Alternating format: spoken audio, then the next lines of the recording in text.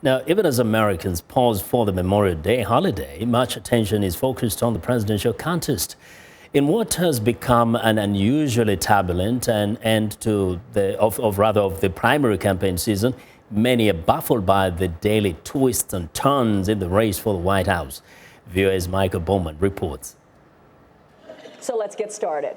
In January, Donald Trump was one of more than a dozen Republican presidential contenders in a field with no clear favorite, while Hillary Clinton stood as the frontrunner over just two Democratic rivals.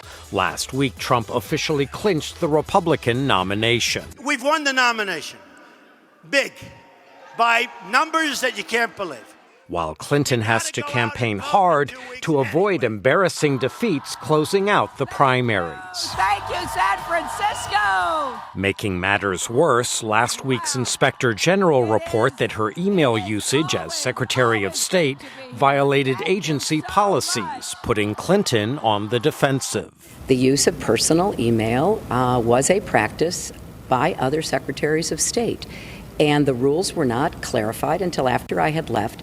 And as I've said many times, if I could do it over again, I would have done it differently. But I watched Hillary Clinton, as I say, crooked Hillary. She is crooked. But she lies. Hillary is a disaster, folks. She has bad judgment.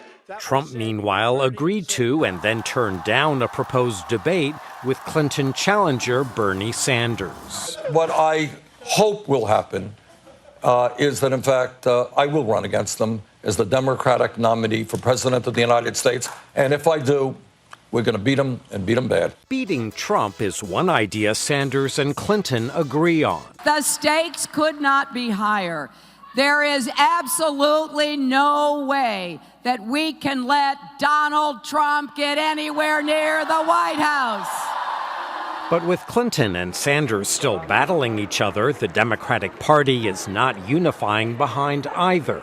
Rank-and-file Republicans, meanwhile, are showing some signs of rallying behind their nominee-to-be, leading to the first-ever polls showing Trump tied or slightly above Clinton. And I'm leading in the polls. We're leading in almost every poll now. Do you believe this? It's so great.